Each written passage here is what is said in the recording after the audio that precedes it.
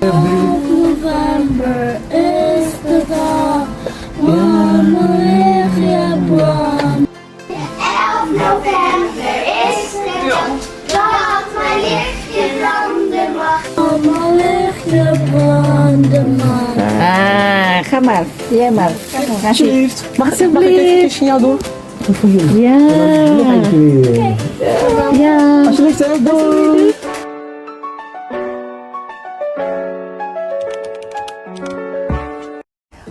Hoi, halo. Piye kabare rek? Ya opo kabare rek? Api-api wae to. Ya padha mbek aku. Aku ya api-api wae nang Londo. Masih saiki adem. Gak apa-apa, adem. Gawe klambi sing anget. Beres wis. Nah, terima kasih atas subscriber baru.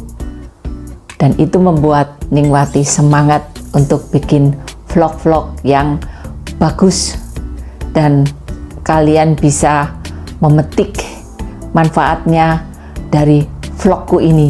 Semoga ya, semoga. Dan kali ini karena menjelang Natal di bulan November dan Desember ini di Belanda sangat sibuk. Begitu, karena ada acara-acara yang beruntun. Dimulai dari tanggal 11 November yaitu Sint Maarten. Nah, ini yang akan Ningwati ceritakan. Siapakah Sint Maarten itu di dalam agama Katolik? Ini yang bagus sekali dan meriah untuk anak-anak. Kenapa begitu?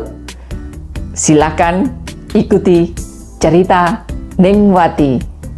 Kenapa Sint Maarten ini sangat melegenda dan sangat terkenal di daratan Eropa? Inilah ceritanya. Santo Martin atau Sint Maarten lahir di Hongarije pada tahun 316 dan dia mempunyai seorang bapak, seorang serdadu perwira tentara Romawi. Dan pada saat usia 15 tahun Sint Maarten ini masuk jadi tentara Romawi. Nah, inilah awal mulanya. Dia sejak jadi serdadu ini, dia bertemu dengan seorang pengemis di pintu gerbang Amiens di Prancis yang menggigil kedinginan. Dan pada saat itu dia refleks dan menghunus pedangnya dan merobek jubahnya sendiri menjadi dua. Untuk satu diberikan pada pengemis tersebut agar tidak kedinginan dan yang satu lagi dia pakai sendiri. Nah, dari kejadian inilah dari mulut ke mulut akhirnya nama dia terkenal dan diabadikan di dalam sebuah lukisan dan salah satunya adalah dari pelukis Rubens. Dan pada tahun 372 Sint Maarten dinobatkan menjadi uskup Tours di Prancis dan dia sempat membuat biara di Prancis sampai dengan dia meninggalnya yaitu pada tahun 397. Setelah kejadian jubah dirobek menjadi dua itu melegenda dan terkenal di seluruh Eropa, tak kecuali di Belanda, dia menjadi ide dan menjadi inspirasi orang-orang untuk berbuat baik terhadap orang yang tidak mampu terutama. Maka dari itu, dia dinobatkan sebagai santo pelindung wisatawan, seperti melindungi pengemis, gembel, jangki, terus anak-anak, petani, dan juga peternak gitu. Makanya jangan salah, kenapa anak-anak setiap tanggal 11 November di Belanda ini datang ke rumah-rumah dengan membawa lampion, terus nyanyi Sint Maarten lalala gitu ya. Terus habis nyanyi mereka dikasih kue, buah oleh tuan yang membukakan pintu tadi. Dan itu sangat-sangat indah. Dan semua anak di Belanda sini mengalaminya, tak kecuali anakku. Dari kecil SD sampai dia grup 5 atau itu dia selalu ikut. Dan aku nggak tahu kenapa selalu cuacanya itu jelek, hujan deras, kadang-kadang ada petir, tapi anak-anak kecil ini semangatnya luar biasa. Mereka tidak gentar dan tetap nyanyi, dan juga orang-orang tua seperti aku ini tetap menanti-nanti mereka dan sudah menyediakan makanan, buah untuk dibawa mereka pulang. Begitu, look ya. Dan setelah itu, esok harinya makanan-makanan yang mereka minta-minta dari rumah ke rumah itu dibawa ke sekolah. Terus dihitung bersama teman-temannya itu, siapa yang paling banyak gitu. Lucu pokoknya. Dan gurunya itu juga mengapresiasikan seperti itu. Dan biasanya acara gini sebelum tanggal 11 November, anak-anak itu di sekolah dibikinkan lampion, bikin sendiri, begitu. Oh ya, juga ada makanan khusus, camilan khusus yang namanya spekulas, tapi sekarang itu lebih enak dengan pepernoten, tapi rasanya tuh rasa spekulas. Nanti aku kasih lihat ya, pepernoten itu seperti apa, spekulas itu seperti apa. Nah, itu khusus pada waktu mau menjelang Natal adanya di bulan Desember, terutama setelah Sint Maarten. Terus nanti ada Sinterklaas. Sinterklaas ada lagi ceritanya. Nanti Ning Wati lebih cerita yang lain lagi. Sekarang fokus ke Sint Maarten dulu, oke?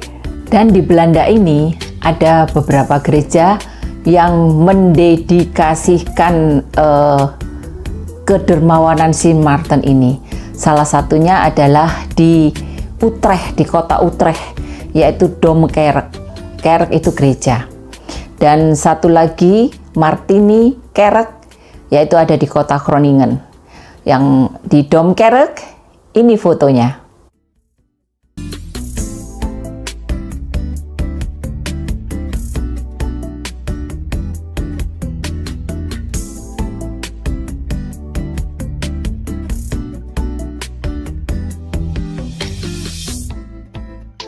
Dan juga di gereja Martinskerk di Utrecht itu juga ada patung Sint Maarten.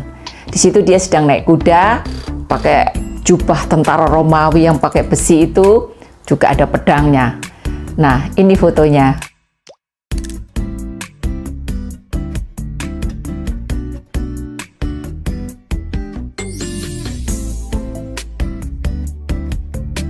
Ning Wati ada kisah sedikit tentang Domkerk yang di mana?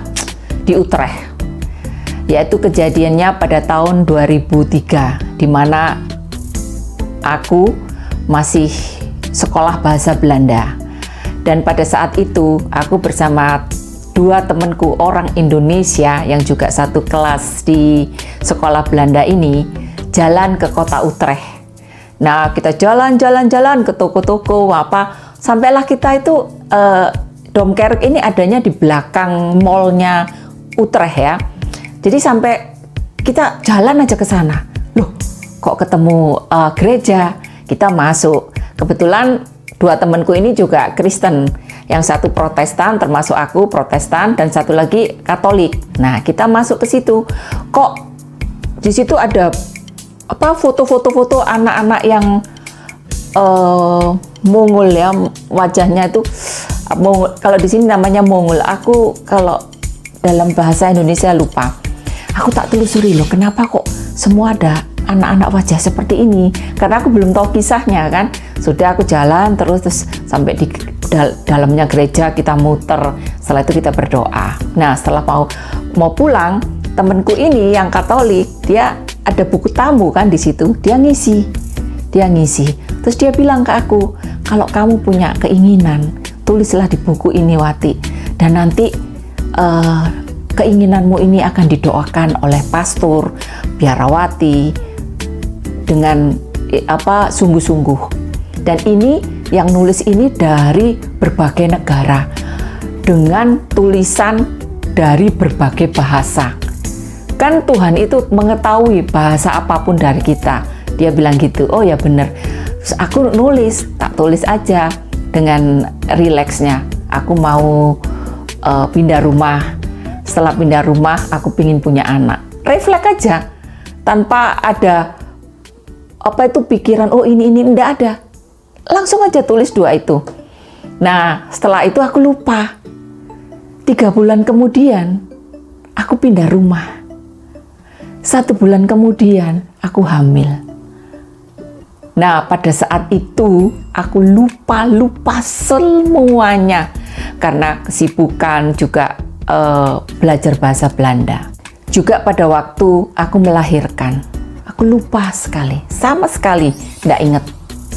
Tapi setelah 3 bulan, seperti ada yang mengingatkan aku tentang kejadian di Domkerk itu, di mana aku nulis permintaanku. Kaget aku. Oh iya, aku pernah minta waktu itu. Aku masih ingat bulannya apa, masih ingat. Makanya aku bisa bilang setelah 3 bulan, karena aku ingat betul, tak catat dalam agendaku. Tapi permintaanku itu aku nggak catat, cuman aku ingat di pikiran dan hatiku. Itulah keajaiban Tuhan. Setelah aku ingat, oh ya, anakku usia 3 bulan, aku cerita ke suamiku. Akhirnya suamiku bilang, ayolah kita ke sana. Kita berdoa. Karena asal mulanya kamu minta anak ini dari gereja tersebut. Dan kita berdoa di sana. Terus setelah itu, anakku besar, aku ajak lagi ke sana untuk berdoa juga. Terima kasih kepada Tuhan. Dan untuk yang anakku usia 3 bulan, ada fotonya. Ini, kalian bisa lihat. Dan ini gereja yang di Groningen.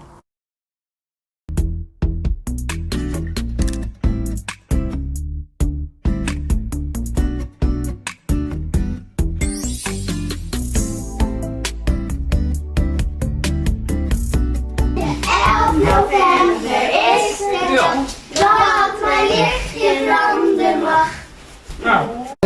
November is de dag waar mijn lichtje brandt. Mijn lichtje branden mag. Ga maar. Jij maar. Alsjeblieft. Mag ik even Alsjeblieft. een signaal doen? Voor jullie. Ja. Nog een keer. Ya. Alsjeblieft, hè. Doei. Itulah ceritaku tentang Sint Maarten dan juga pengalaman pribadiku dengan Domkerk. Semoga kalian suka, dan kalau suka jangan lupa like, subscribe, komen, dan share sebanyak-banyaknya agar channelnya Ningwati ini bertumbuh dan berkembang. Oke, terima kasih. Sampai ketemu di lain cerita. See you.